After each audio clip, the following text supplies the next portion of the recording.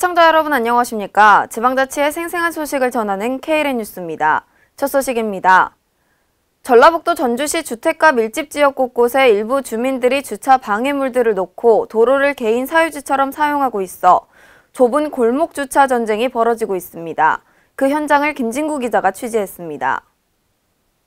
전라북도 전주시 내 주택가 인근 주민들이 주차 공간에 방해물들을 내놓아 마치 사유공간으로 악용하면서 주차난을 부추기고 있습니다. 20일 전주시 효자동 주택가 밀집 지역에는 집안마다 폐타이어와 러버콘, 주차금지 팻말 등 주차 방해물들이 주차구역 곳곳에 놓여 자리를 차지하고 있었습니다. 일부 주민들이 집 앞 도로를 개인 사유지처럼 사용하고 있는 것입니다. 이로 인해 주차 공간을 찾지 못한 차량 운전자들은 빈 공간에 주차를 했다가 주민들과 말다툼을 벌이는가 하면 불법 주정차를 하기 일쑤입니다. 전용으로는 자기 그 집 앞에 이렇게 될 수 있지만은 낮에 이렇게 여기 시장 오고 업무 보고 하는 사람들요 차를 대야 되지. 그렇잖아요. 자기 땅도 아닌데. 이에 대해 전주시는 신고를 해도 주민계도 활동을 하거나 폐타이어, 러버콘 등을 수거하는 정도일 뿐 현실적으로 과태료 부과 등 행정처분을 하기는 어렵다는 입장입니다. 상점 앞도 마찬가지입니다. 수시로 상품을 하차한다고 표시해 두거나 주차 방해물로 상점 앞을 막아놓는 실정입니다. 상점 측은 이렇게라도 하지 않으면 영업이 불가능해 불법 정차를 하고 물건을 내릴 때면 도로를 막고 작업할 수밖에 없다는 입장입니다. 이에 전주시는 단독주택 소유자를 대상으로 담장이나 대문 등을 개조해 주차장을 설치할 경우 보조금을 지원하는 내 집 주차장 갖기 사업을 진행하고 있습니다. 하지만 빈 주차 공간의 활용도를 높여 주택가 주차난을 해소하기 위해서는 당국의 보다 적극적인 주민계도와 단속이 요구되고 있습니다. KLN 김진구입니다. 세계 각국의 발효식품을 한자리에서 만날 수 있는 제14회 전주 발효식품 엑스포가 전주 월드컵 경기장에서 개최됐습니다. 특히 올해는 전체 19개국 344개 업체가 참여해 총 3천여 개 이상의 다양한 발효 상품이 전시 판매될 예정입니다. 김승균 기자의 보도입니다. 전 세계의 발효식품들이 전라북도 전주에 모이는 제14회 전주 국제 발효식품 엑스포가 20일 개막을 시작으로 5일간의 일정을 시작했습니다. 전주 월드컵 경기장에서 열린 이번 발효식품 엑스포는 다양한 발효 제품 전시와 함께 지역의 전통 제품을 집중 조명하고 시군 특화 사업단들이 대거 참여해 지역의 콘텐츠 프로그램을 강화했습니다. 금년에는 총 19개국 344개사가 참가하며 총 4개의 전시관으로 구성돼 3천여 개의 다양한 상품을 선보였습니다. 특히 해외 시장 진출을 위한 국내외 유통업체를 초청한 무역 상담회와 발표에 대한 학술 컨퍼런스 등 다양한 프로그램을 통해 글로벌한 박람회의 면모를 보였습니다. 전주에서 열리는 전주 국제발효식품 엑스포는 세계에서 유일하게 발효라는 식품을 주제로 열리는 세계에서 유일한 발효식품 엑스포입니다. 저희 행사가 전주 월드경기장 일원에서 20일부터 24일까지 5일간 열리니까 많은 분들께 찾아주셔서 많은 곳을 좀 방문하시고 체험도 하시고 많이 즐기시길 좀 부탁드리겠습니다. 감사합니다. 전북생물산업진흥원 관계자는 이번 엑스포를 통해 기업과 참석한 시민들이 모두 만족할 수 있는 행사가 되길 바란다고 말했습니다. KLN 김승균입니다. 군산시 금고지정심의위원회에서 NH농협은행과 KB국민은행을 군산시의 금고를 맡아 운영하는 금융기관으로 선정했는데요. 이에 군산시의회 이복 의원이 선정 관련 재심사를 촉구하고 나섰습니다. 유희관 기자의 보도입니다. 전라북도 군산시의 시금고 선정에서 기존 지방은행이 탈락하자 지방은행에 대한 역차별이다며 일부 반발이 일고 있습니다. 군산시의회 이복 의원은 19일 제198회 군산시의회 임시회 본회의 5분 발언을 통해 점포수, 시민 이용도, 지역사회 기여도 등에 있어 일반 시중은행에 비해 우위에 있음에도 불구하고 지방은행이 시금고 지정에 있어서 역차별을 받고 있다고 지적하며 선정 관련 재심사를 촉구했습니다.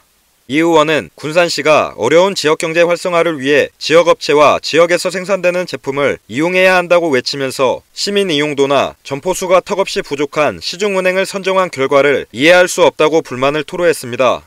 창업 당시부터 지역의 입점에 지역 주민들과 보호하고 지역사회에 기여해온 지방은행을 이리도 멀대하는 데 본 의원은 이해하기 어렵습니다.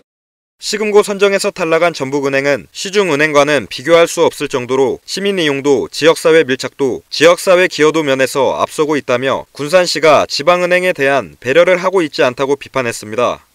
이 의원은 특히 이번 결과는 이미 3년 전 해당 조례의 개정 당시 상급기관의 권유를 핑계로 시중은행에 유리하도록 개정한 것부터가 예견됐던 일이라고 질타했습니다. 이에 대해 군산시 관계자는 9명의 심의위원을 통한 공정한 심사를 진행했으며 심사 과정에 특혜는 없었다고 말했습니다.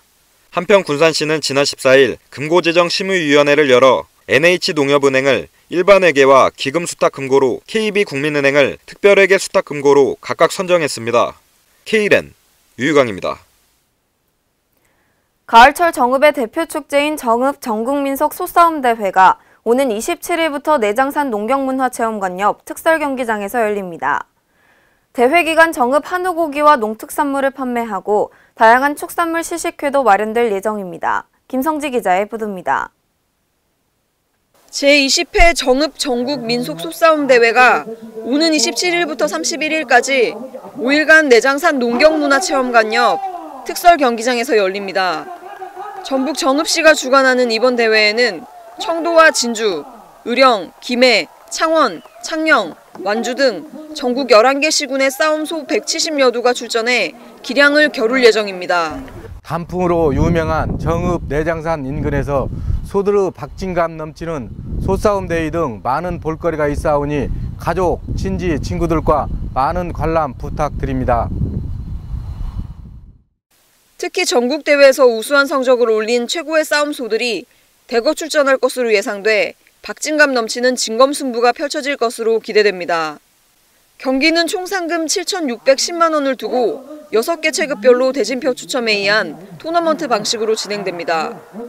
참가 자격은 한국민속소싸움협회 산하 양축가가 사육하고 있는 싸움소여야 합니다.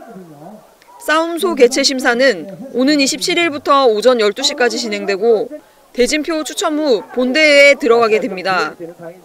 예선전은 오는 29일까지 진행되며 30일에는 4강 진입전, 31일에는 결승전을 통해 각 체급별 우승 싸움소를 가리게 됩니다. K랜 김성지입니다. 최근 10도 이상의 일교차를 보이고 미세먼지 유입량도 많아져 호흡기 질환과 감기 몸살 앓고 계시는 분들 많으실 텐데요. 이에 전국의 보건소와 소아과 이비인후과는 환자들로 북새통을 이루고 있습니다. 최근 큰 일교차와 미세먼지로 호흡곤란 및 천식, 기관지염, 심장박동 장애 등의 증상을 보이는 환자가 증가하고 있습니다. 전주시 보건소의 경우 하루 평균 40여 명의 환자가 내원하던 것과 비교해 최근에는 60여 명까지 환자가 늘었습니다. 이 같은 현상은 전라북도 전주시 내 내과와 가정의학과, 병의원도 비슷한 실정입니다. 이와 함께 단체 인원이 있는 유치원과 어린이집은 결석, 학교와 회사에서는 병가 및 결근으로 인해 근무에 차질을 빚고 있는 것으로 알려졌습니다. 또 지속적인 실외 활동 탓에 기존 알레르기 천식 환자와 만성 폐쇄성 폐질환을 앓고 있는 환자는 물론이고 건강한 사람도 2주 이상 기침이 지속돼 병원을 찾는 환자는 꾸준히 늘어가고 있습니다. 이에 시민들은 이를 예방하기 위해 마스크를 쓰거나 외출 후 청결 관리에 주의해야 하고 감기에 걸리기 전 인플루엔자 예방접종의 필요성이 높아지고 있습니다. 질병관리본부에서는 백신 소진 시까지 만 65세 이상의 어르신들에 대한 인플루엔자 무료 예방접종을 실시하고 있으며 가까운 지정 의료기관에서 주소 지역 관계없이 전국 어디에서나 예방접종이 가능합니다.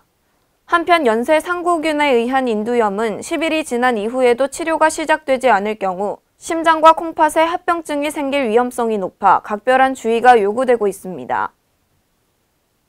지나치게 쉬운 평가, 이른바 물면허 취득으로 교통사고율이 증가하면서 교통안전에 빨간불이 들어왔습니다.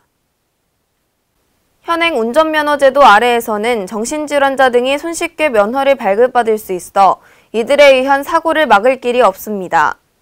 경찰청에 따르면 올해 현재까지 1종 보통과 2종 보통 운전면허 발급 건수는 90만 9,208건으로 이는 지난해 동기 84만 5,006건인 것과 비교해 7.6% 증가했습니다. 이 같은 현상은 오는 12월 22일부터 운전면허 시험제도가 변경됨에 따라 시험이 어려워질 것을 우려한 시민들이 개정 이전 운전면허 취득을 서두르고 있기 때문입니다. 실제로 운전면허 시험 절차 간소화 이전 장내 기능 시험 합격률은 약 70%에 불과했지만 지난 2011년 간소화 이후 합격률이 93%까지 크게 상승했습니다.